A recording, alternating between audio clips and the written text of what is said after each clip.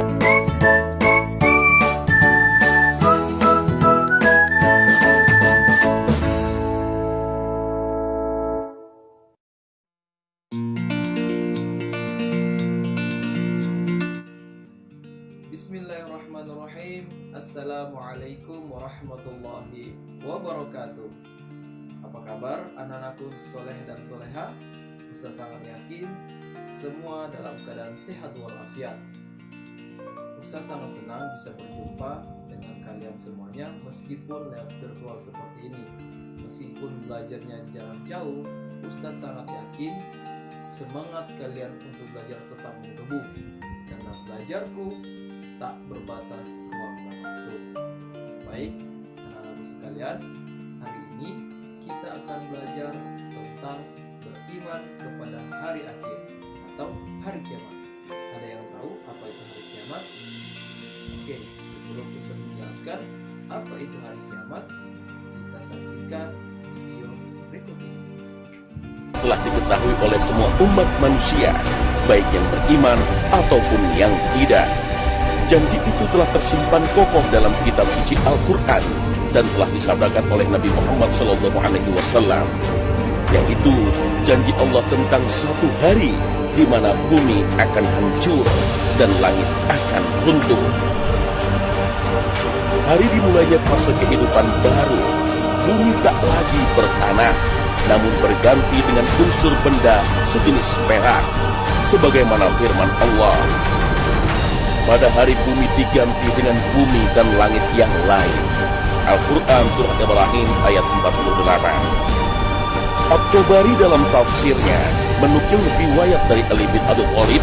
Beliau menafsirkan ayat ini bahwa bumi menjadi seperti perak dan surga seperti emas.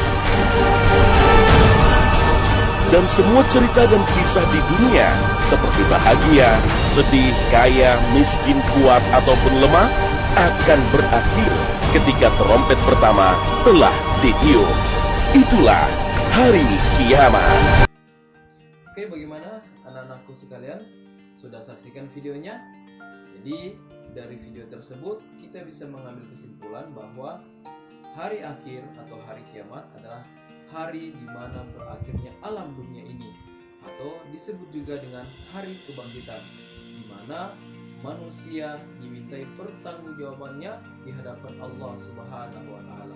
Tidak ada yang bisa lari. Sekecil apapun yang kita lakukan di dunia ini, maka akan dimintai pertanggungjawaban di hadapan Allah Subhanahu wa Ta'ala.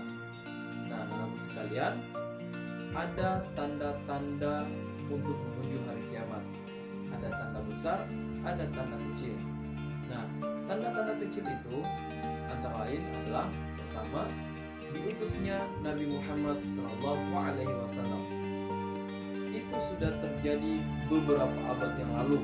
Ketika Nabi Muhammad SAW diutus, itu merupakan tanda pertama hari kiamat. Yang kedua, pembodohan agama merajalela.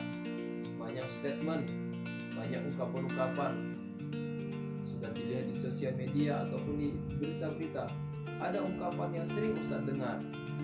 Salah satunya adalah berjilbab itu tidak wajib, yang penting hatinya berjilbab. Anak-anakku sekalian, itu adalah statement yang keliru. Bagi wanita muslimah, bagi wanita muslim, memakai jilbab wajib hukumnya, seperti hukum sholat, ya, itu wajib hukumnya. Ketika ditinggalkan, itu adalah dosa yang besar. Maka memakai jilbab itu adalah wajib. Jika ada statement seperti itu termasuk pembodohan dalam agama. Ketiga, terjadinya musibah, gempa banjir, tanah longsor. Ya, beberapa waktu lalu kita sudah lihat di Masamba terjadi banjir bandang yang sangat dahsyat. Yang selanjutnya adalah perzinahan menjadi lumrah.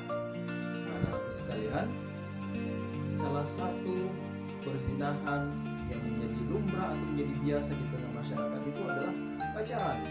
Nah, pacaran itu adalah haram hukumnya dan itu adalah perzinahan. Jadi anak-anak sekalian, fokus saja belajar, ya, fokus belajar, jangan pikirkan hal-hal yang belum waktunya kalian pikirkan. Selanjutnya adalah waktu terasa pendek. Sudah merasakan sekarang? Terasanya saya kok baru kemarin kelas 5 atau kemarin baru kelas 4, sekarang saya sudah duduk di kelas 6. Itu membuktikan waktu terasa pendek, dan ini merupakan salah satu tanda-tanda hari kiamat. Selanjutnya, pembunuhan merajalela. Kita sudah tahu, lihat di berita, lihat di sosial media.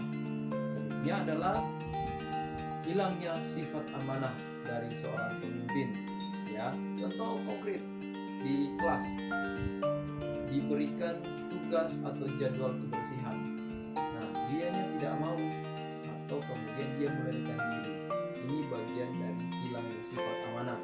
Dan yang terakhir adalah jumlah wanita atau perempuan lebih banyak dari jumlah laki-laki. Ini terjadi, contoh Palestina, di Suriah itu wanitanya lebih banyak karena laki-laki terbunuh di medan perang. Baik anak-anakku sekalian, tadi Ustaz menjelaskan tentang tanda-tanda kecil hari kiamat. Berikut ini adalah tanda-tanda besar hari kiamat. Yang pertama itu adalah turunnya atau datangnya Imam Mahdi. Ya, Imam Mahdi merupakan keturunan langsung dari Rasulullah SAW yang nantinya akan menjadi pemimpin umat Muslim. Selanjutnya adalah datangnya Dajjal. Dajjal merupakan fitnah terbesar di akhir zaman, dan kebanyakan pengikut Dajjal ini adalah kaum wanita. Dajjal bisa melakukan hal-hal yang tidak bisa dilakukan oleh manusia biasa.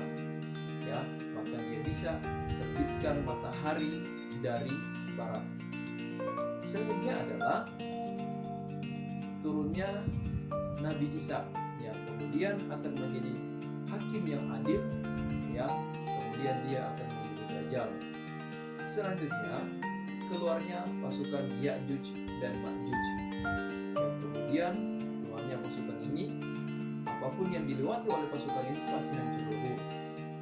Selanjutnya keluarnya binatang melata yang disebut dengan Dabbah. Dabbah ini membawa tongkat yang kemudian nanti akan memberikan tanda mana orang kafir dan mana orang-orang yang beriman. Selanjutnya keluarnya angin sepoi-sepoi dari Yaman. Dan yang terakhir, terbitnya matahari dari barat. Ini merupakan tanda-tanda besar hari kiamat. Ketika ini sudah terjadi, maka datanglah hari kiamat. Datangnya hari kiamat itu ditandai dengan tiupan pertama trompet sangkakala dari malaikat Israfil. Ketika ditiup, maka hancurlah isi dari dunia ini, runtuhlah langit, bertabrakan seluruh planet-planet. Kemudian trompet sangkakala yang kedua, maka bangkitlah semua manusia dari Nabi Adam sampai manusia terakhir. Tadi Ustaz sudah menjelaskan tentang apa itu hari kiamat, tanda-tanda kecil dan tanda-tanda besar hari kiamat. Selanjutnya Ustaz ingin menjelaskan tentang tahapan-tahapan hari kiamat. Tahapan yang pertama adalah alam barzah atau alam kubur. Ini merupakan tahapan pertama, di mana ada hisab yang harus kita lalui di alam kubur. Nanti akan datang malaikat Munkar dan Nakir akan melontarkan pertanyaan kepada manusia. Salah satu pertanyaan yang akan dilontarkan adalah Man Rabbuka, siapa Tuhanmu? Maka mereka yang tidak biasa berzikir kepada Allah, tidak biasa menyebutkan asma Allah, maka akan kesulitan menjawab pertanyaan dari malaikat Munkar dan Nakir. Selanjutnya adalah Yaumul Ba'ts atau hari kebangkitan. Ini terjadi ketika tiupan trompet kedua sangkakala dari malaikat Israfil. Maka semua umat manusia dari Nabi Adam sampai manusia terakhir akan dibangkitkan. Kemudian setelah dibangkitkan, tahapan selanjutnya adalah padang mahsyar. Mereka akan dikumpulkan di padang mahsyar dengan berbagai macam bentuk sesuai dengan amalannya masing-masing. Mereka mereka dibangkitkan dengan telanjang tanpa sehelai benang pun. Seperti yang dijelaskan dalam Quran surat Abasa, yauma yafirul mar'u min akhi wa ummihi wa abi wa sahibatihi wa bani likulli imri'in minhum yawma idzin sya'nu yughni. Pada hari itu kita sudah tidak peduli ibu kita sudah tidak peduli saudara kita sudah tidak peduli istri dan suami kita. Pada hari itu masing-masing punya kesibukan, yaitu ingin menyelamatkan diri. Pada hari itu, hari yang sangat luar biasa menakutkan, karena matahari itu begitu dekat dengan kita. Ada yang kemudian tenggelam dengan keringatnya sendiri, ya. Ada yang kemudian dia bisa selamat karena sesuai dengan amalannya masing-masing. Ketika sudah selesai daripada mahsyar, maka lanjut ke proses berikutnya, yaitu mahkamah atau pengadilan Allah Subhanahu wa taala. Disinilah proses hisab. Disinilah proses timbangan dosa ataupun amalan yang sudah kita lakukan selama di dunia. Akan diputarkan semua video kalian atau semua perilaku kita selama di dunia. Tidak ada yang bisa mengelak, tidak ada yang bisa berbohong. Semua terbuka di hadapan pengadilan Allah Subhanahu wa taala. Maka orang yang berdosa akan dihukum seberat-beratnya, dan orang yang banyak amalnya akan menikmati hasil upayanya. Selanjutnya adalah titian sirat atau jembatan Siratul Mustaqim, jembatan yang terbentang di antara neraka yang sangat tipis. Maka ada yang melewatinya selaksana kilat, ada yang melewatinya secara merangkak, bahkan ada yang ketika melewatinya dia terjatuh di dalam neraka sesuai dengan amalannya masing-masing. Dan yang terakhir adalah surga dan neraka. Jadi bagi mereka orang-orang yang beriman, yang memiliki banyak amalan, yang memiliki banyak pahala, maka dia akan menikmati surganya Allah Subhanahu wa taala. Sebaliknya mereka orang-orang yang banyak dosanya, maka tempatnya adalah di neraka. Dan orang-orang kafir sudah pasti tempatnya yang ada di neraka. Bagaimana orang-orang muslim yang banyak dosanya, maka mereka akan dicuci dulu dosa-dosanya yang di neraka, kemudian Allah akan masukkan mereka ke surga kekal selamanya. Nah, anak-anak sekalian, ini penjelasan Ustaz tentang hari akhir atau hari kiamat. Semoga bermanfaat buat kita semua. Dan pesan Ustaz adalah mari sama-sama kita beramal sebanyak-banyaknya, beramal baik, hormati orang tua, rajin sholat, jaga lisannya, ya. Semoga dengan itu semua menjadi bekal buat kita menuju akhirat, bekal buat kita di pengadilannya Allah Subhanahu wa taala. Baik anak-anak sekalian, sampai jumpa di pelajaran berikutnya. Assalamualaikum warahmatullahi wabarakatuh.